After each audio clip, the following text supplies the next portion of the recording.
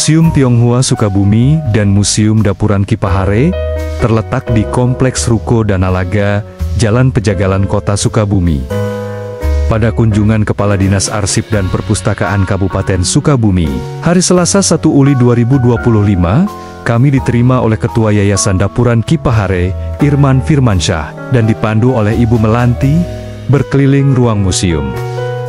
Di ruangan besar lantai pertama, kami disuguhi koleksi orang-orang Tionghoa yang terlibat aktif dalam pergerakan kemerdekaan. Kemudian, koleksi benda-benda masa lalu yang dipergunakan dalam kehidupan sehari-hari, seperti rantang, alat giling terigu, kain dan sepatu, hingga kopor besi, alat cetak dan sepeda, serta lukisan besar Laksamana Cheng Ho.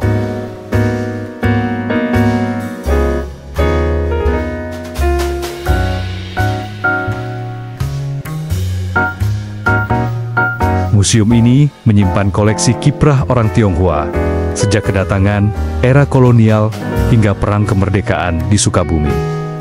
Di lantai mezanin, terdapat koleksi lampion dan gramafon antik. Museum dibangun pada tahun 2021, dan diresmikan pada tanggal 29 Februari 2002.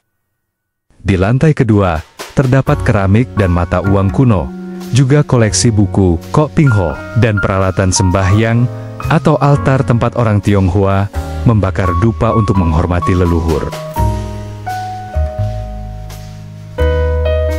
Di lantai 3, kami disuguhi banyak arsip dan buku-buku langka.